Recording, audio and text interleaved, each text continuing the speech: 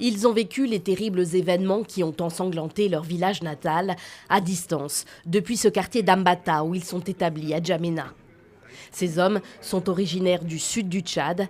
Ils ont perdu des proches lors de tueries qui ont débuté le 5 mai dernier dans la région de Gorée et qui ont duré plusieurs jours.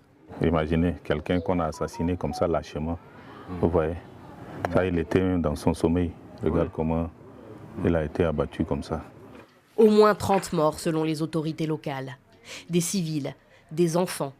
Le parquet de la ville de Gorée a ouvert une enquête. Pour l'heure, les raisons de ces tueries restent floues. Je suis profondément choqué. Qu'est-ce qui se passe? Nous avons assisté à un massacre en masse, une décapitation des individus, des paisibles citoyens, sans défense. Et l'État n'a rien fait jusqu'à là. Il va falloir que l'État puisse organiser, n'est-ce pas, traquer ces individus-là, les amener à la justice et les faire juger pour qu'ils répondent de leurs actes. Les proches des victimes veulent savoir ce qu'il s'est passé à Gorée, loin de la capitale, à environ 500 km à l'extrême sud du pays. Ils jugent que les autorités tchadiennes ne prennent pas la mesure de la gravité de la situation dans la région.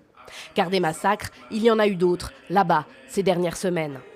L'archevêque de Djamena a appelé vendredi dernier à une journée de prière en la mémoire de tous les civils tués dans ces villages, proches de la frontière centrafricaine. Ce pays est en train de se déliter un peu et je crois que notre devoir à nous, croyants, c'est de renforcer notre capacité d'intercession auprès de Dieu et en même temps de persuasion aussi auprès des décideurs pour que la paix s'établisse durablement dans notre pays.